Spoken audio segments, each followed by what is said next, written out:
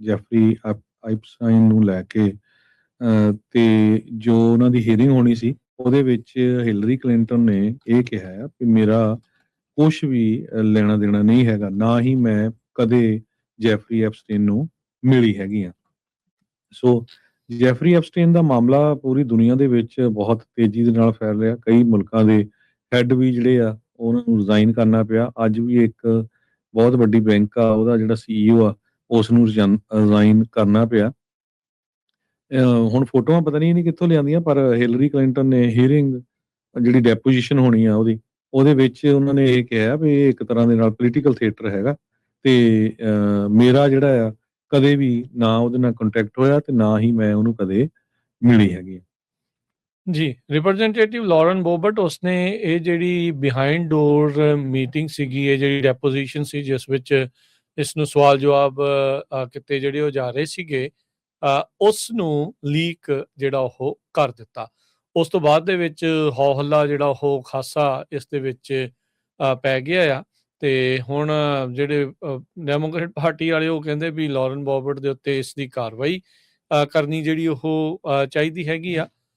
Unauthorised photo ਕਹਿੰਦੇ ਵੀ ਉਸਨੇ ਲੈ ਕੇ ਤੇ ਕੰਜ਼ਰਵੇਟਿਵ ਇੱਕ ਇਨਫਲੂਐਂਸਰ ਬੈਨੀ ਜੌਨਸਨ ਨੂੰ ਘੱਲ ਦਿੱਤੀ ਸੀਗੀ ਤੇ ਜਿਹੜੀ ਜੌਨਸਨ ਨੇ ਜਿਹੜੀ ਕਲੋਜ਼ ਡੋਰ ਪ੍ਰੋਸੀਡਿੰਗ ਆ ਉਸ ਨੂੰ ਐਕਸ ਦੇ ਉੱਤੇ ਜਿਹੜਾ ਉਹ ਪਾ ਦਿੱਤਾ ਸੀਗਾ। ਸੋ ਇਹ ਪੈਨਲ ਦੇ ਮੋਹਰੇ ਟੈਸਟੀਫਾਈ ਜਿਹੜੀ ਉਹ ਹਿਲਰੀ ਕਲਿੰਟਨ ਸਾਬਕਾ ਸੈਕਟਰੀ ਆਫ ਸਟੇਟ ਤੇ ਪ੍ਰੈਜ਼ੀਡੈਂਸ਼ੀਅਲ ਕੈਂਡੀਡੇਟ ਡੈਮੋਕ੍ਰੇਟ ਪਾਰਟੀ ਵੱਲੋਂ ਉਸ ਨੂੰ ਜਿਹੜਾ ਉਹ ਸਾਹਮਣਾ ਕਰਨਾ ਪਿਆ ਆ।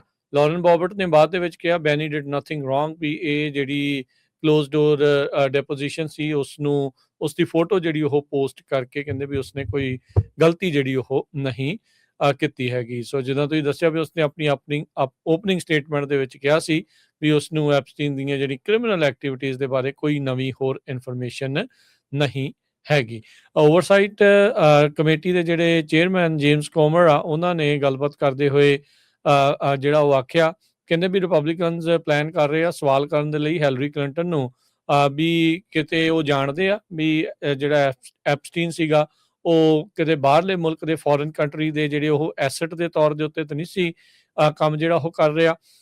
ਉਹਨੇ ਇੰਨੀ ਜਿਹੜੀ ਮਾਇਆ ਆ, ਵੈਲਥ ਆ, ਮਨੀ ਆ, ਉਹ ਕਿੱਦਾਂ ਜਿਹੜੀ ਉਹ ਰੇਜ਼ ਕੀਤੀ ਉਹਨਾਂ ਦੀ ਕਲਿੰਟਨ ਫਾਊਂਡੇਸ਼ਨ ਦੇ ਵਾਸਤੇ ਵੀ। ਸੋ ਹਿਲਰੀ ਕਲਿੰਟਨ ਨਕਾਰ ਰਹੀ ਆ ਵੀ ਉਹ ਕਦੀ ਐਪਸਟੀਨ ਨੂੰ ਮਿਲੀ ਜਿਹੜੀ ਹੋਵੇ।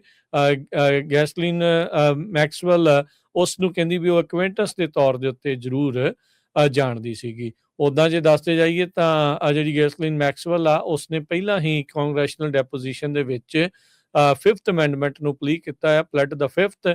ਉਹਨੇ ਕਿਸੇ ਵੀ ਸਵਾਲ ਦਾ ਜਵਾਬ ਦੇਣ ਤੋਂ ਉੱਥੇ ਨਾ ਕੀਤੀ ਸੀ, ਪਰ ਹਿਲਰੀ ਕਲਿੰਟਨ ਦੀ ਡੈਪੋਜੀਸ਼ਨ ਦੀ ਜਿਹੜੀ ਫੋਟੋ ਆ ਉਸਨੇ ਇਸ ਕਹਿ ਸਕਦੇ ਹਾਂ ਵੀ ਜੋ ਚੱਲ ਰਹੇ ਆ ਉਸ ਨੂੰ ਇੱਕ ਹਿਸਾਬ ਦੇ ਨਾਲ ਕੁਝ ਸਮੇਂ ਦੇ ਲਈ ਡੀਰੇਲ ਜ਼ਰੂਰ ਕਰ ਦਿੱਤਾ।